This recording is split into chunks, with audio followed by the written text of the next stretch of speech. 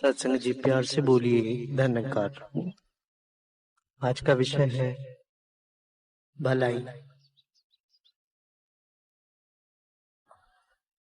मानवीय जीवन में बहुत सारे गुण हैं जो इंसान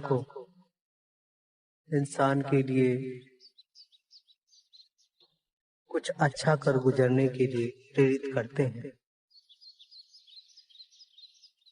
इन्हीं गुणों में से एक है भलाई करना। कहते हैं टिके रहो सच्चाई पर, नेकी और भलाई पर।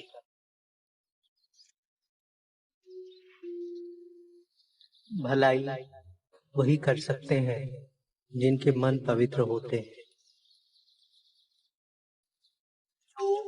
दूसरों के दुख से द्रवित होते हैं, जिनके अंदर ये भाव होता है कि दुख तेरा हो या मेरा हो, दुख की परिभाषा एक है।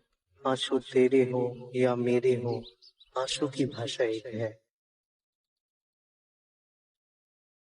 अच्छा करना और हमेशा करते रहना, ये संत प्रवृत्ति को दर्शाता है।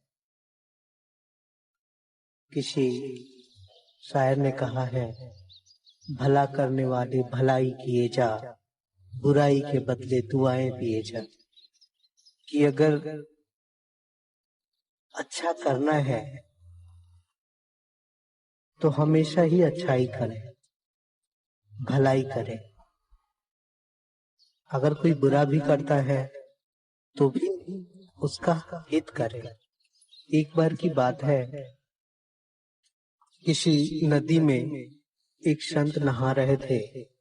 नहाने के दौरान ऊपर पेड़ से एक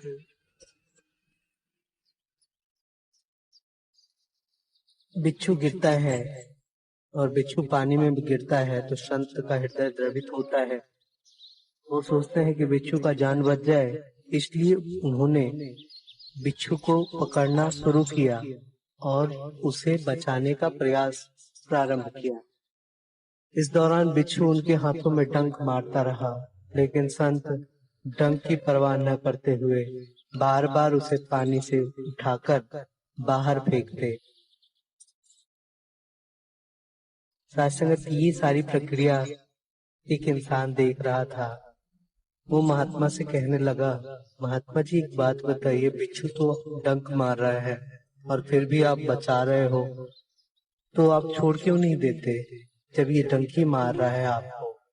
महात्मा कहने लगे, इसका कर्म है, ये अपने कर्म कर रहा है, और हमारा जो कर्म है, हम अपने कर्मों से कैसे विमुख हो जाएं? इसलिए हमें अपने कर्म करते रहना चाहिए। सत्संगत कितनी पवित्र बात समझाई महात्मा ने कि हमें अपने कर्म करते रहना चाहिए। बाबा गुरुवचन सिंह जी महाराज अक्सर अपने विचारों में फरमाते भी थे, तेरे भाणे सर्वत का भला, कि अगर आपके माध्यम से ही किसी का भला हो सके, इस कार्य में कभी पीछे नहीं हटना चाहिए। मानवीय मूल्यों को मजबूती तभी मिलती है जब इंसान की अहमियत को समझता है। किसी शायर ने कहा है कि एक इंसान नहीं बनता, एक इंसान भगवान बने। सत्संगत दुनिया को देखने से ये पता चलता है कि दुनिया में एक तरफ हैवानियत है तो एक तरफ इंसानियत है, और एक इंसान जिसके अंदर भलाई है, दया है, प्रेम है, करुणा है, वो इंसान भलाई के काम से युक्त होकर लोगों की सेवाएं करता है। सेवा करता भी है तो कभी ये नहीं सोचता कि वो किसी के ऊपर दया कर रहा है, नहीं, वो कर्तव्य कर रहा है। और ये जीवन के लिए बहुत जरूरी है। पवित्र रामायण में भी कहा गया है, दया धर्म का मूल है, पाप मूल अभिमान, तुलसी दया न छाड़िए, जब लग घट में प्राण। की दया करना या सेवा करना धर्मी होने जैसा है, कि वो धर्म के रास्ते पे है, अपने कर्तव्य को निभा रहा है। दया धर्म का मूल है। पाप मूल अभिमान, कि अभिमान पाप का मूल है और अभिमानी इंसान हमेशा पाप को ही पकड़ के रखते हैं, कभी पुण्य आत्मा नहीं हुआ करते। दया न छाड़िए, यहाँ समझाया भी गया गोस्वामी तुलसीदास द्वारा कि मन से दया को मत छोड़िए जब तक जिस जीवन में प्राण है। और जब मानवीय मूल्य को इंसान समझता है तो ये अच्छे गुणों से युक्त होकर हमेशा अच्छे काम करता है। महात्मा हमेशा से समझाते आए, दो रास्ते हैं लोगों जीने को जिंदगी के, चलने किए पे बंदे चल के सच के कर्म बदी के। उस रोज देख लेना इतना सुकून मिलेगा, जिस रोज पोंछ डाले दो अश्क आदमी के। सत्संग जब हम किसी के आंसू पोंछते हैं तो बहुत ही सुकून मिलता है। ऐसा महसूस होता है कि कितना दर्द था और मैं बहुत ही भाग्यशाली हूँ कि इनके दर्द को दूर करने में सहयोगी साबित हुआ, न कि दर्द देने में।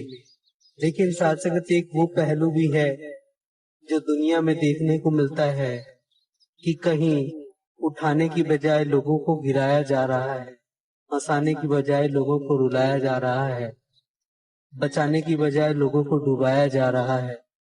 साथ संगत इंसान की मति भी ऐसी दूषित हो चुकी है कि इंसान की भलाई नहीं बल्कि इंसान की बुराई हो, इंसान की क्षति हो जाए, इस ओर ज्यादा जागृत है, इस ओर ज्यादा ध्यान दे रहा है। इसीलिए किसी शायर ने बहुत अच्छे शब्द भी कहे हैं कि लोग लुट जाते हैं एक घर बनाने में, तुम तरस नहीं खाते हो बस्तियां जलाने में। सत्संग एक जीवन भर की पूंजी लगाकर इंसान घर बनाता है कि उस घर में रहेगा, लेकिन ये जो आग लगाने वाले होते हैं ये किस तरह से आग लगा देते हैं, बस्तियां जल जाती हैं, लोग बेघर हो जाते हैं और कितना दुख कितनी पीड़ा होती है। उन लोगों के मन में ये भी समझ नहीं होती जिसके बारे में शायर ने कहा है, आग को नहीं होती अपने बेगानों की खबर। ये क्यों भूल जाते हैं आग लगाने वाले कि आग कभी ये नहीं सोचता कि ये अपना है या ये बेगाना है। नहीं, वो सबको एक जैसा देखता है और सबके साथ वही करता है जो उसके व्यवहार में है, जो उसके कर्म में है। सत्संगत इंसान ही हमेशा अपने पथ से भटकता रहा।